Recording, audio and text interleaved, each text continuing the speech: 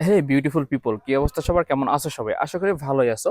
তোমার পার্সোনালিটি কি অনেক বেশি দুর্বল? তুমি চাচ্ছ তোমার পার্সোনালিটি অনেক স্ট্রং করতে?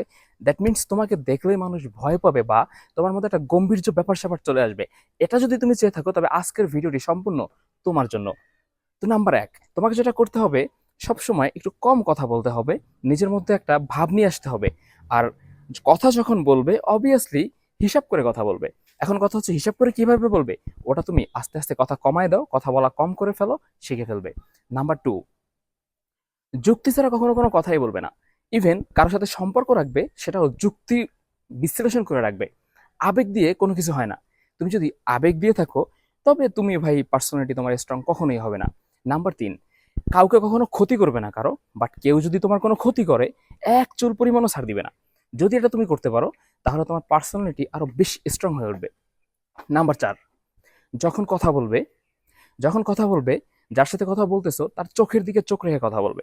কথা বলার সময় কখনোই নিচের দিকে তাকাবে না, এদিক ওদিক তাকাবে না। স্টিল নাও চোখের দিকে তাকিয়ে কথা বলবে। দেখবে যার সাথে তুমি কথা বলতেছো সে অনেক ভালোভাবে নিবে এটা, এবং সে মনে করবে না তুমি যে কথাগুলো বলতেছো সেগুলো আসলে সত্যি এবং রাইট কথা বলতেছো। কারণ চোখের মানুষের মধ্যে একটা মিথ প্রচলিত আছে যে চোখের দিকে তাকিয়ে নাকি মানুষ মিথ্যা কথা বলতে পারে না। That's it. তুমি এই টপিকগুলো যদি ফলো করে চলো তাহলে তোমার পার্সোনালিটি সিরিয়াসলি 1-1.5 মাসের মধ্যেই অনেক স্ট্রং হয়ে উঠবে।